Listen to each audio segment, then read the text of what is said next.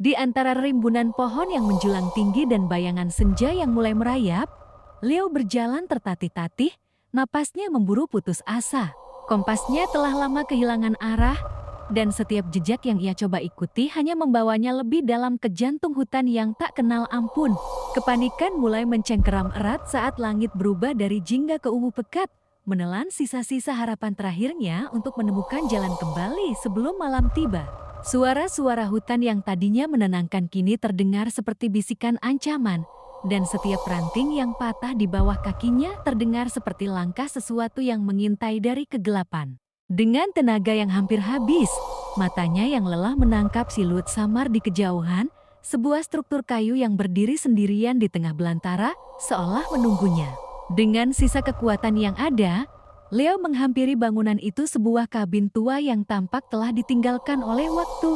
Dinding kayunya lapuk, ditumbuhi lumut dan sulur liar, sementara atapnya bocor di beberapa bagian, menjadi saksi bisu musim-musim yang telah berlalu. Tanpa pikir panjang, didorong oleh dingin yang mulai menusuk tulang dan kelelahan yang luar biasa, ia mendorong pintu reyot yang terbuka dengan derit panjang yang memilukan. Di dalam, udara terasa pengap dan berdebu, dipenuhi aroma kayu lembab dan sesuatu yang lain, sesuatu yang manis namun memuakan. Satu-satunya sumber cahaya adalah sinar bulan yang menyelinap masuk melalui jendela kotor, menerangi perabotan sederhana yang tertutup kain putih, tampak seperti hantu-hantu yang membeku dalam waktu.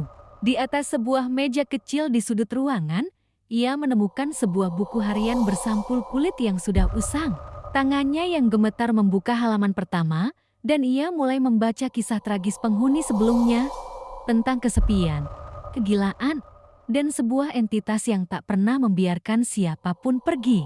Di dinding seberang, tergantung sebuah potret seorang wanita dengan gaun arah Victory. Wajahnya pucat pasi, namun matanya seolah hidup, menatap lurus ke arah Leo dengan sorot yang menembus jiwa.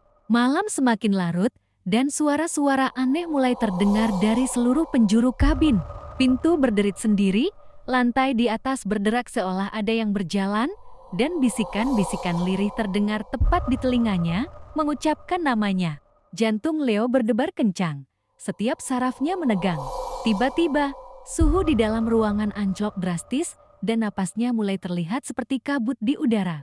Ketika ia memberanikan diri untuk melihat kembali ke arah potret, matanya terbelalak ngeri. Bingkai itu kini kosong. Perlahan, sesosok bayangan mulai terbentuk di sudut tergelap ruangan, mengambil wujud wanita dari dalam lukisan. Gaunnya yang dulu tampak anggun kini compang camping dan kotor, dan wajahnya yang pucat kini menunjukkan seringa mengerikan.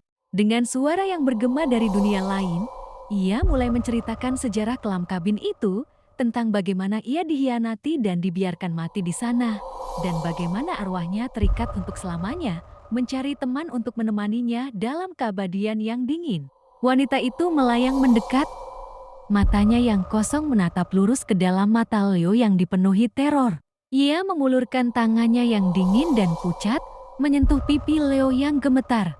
"Kau tidak akan tersesat lagi," bisiknya dengan nada yang menjanjikan kelegaan sekaligus kutukan abadi. "Kau akan tinggal di sini, bersamaku, selamanya." Kamera perlahan menjauh dari kabin, meninggalkan Leo yang terpaku di tempatnya.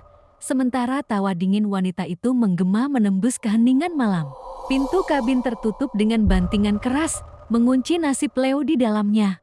Keesokan paginya, hutan kembali sunyi, seolah tidak terjadi apa-apa, dan kabin itu kembali berdiri dalam kesendiriannya, menunggu dengan sabar pendaki malang berikutnya yang akan tersesat, menjadi penghuni baru dalam keheningan abadinya.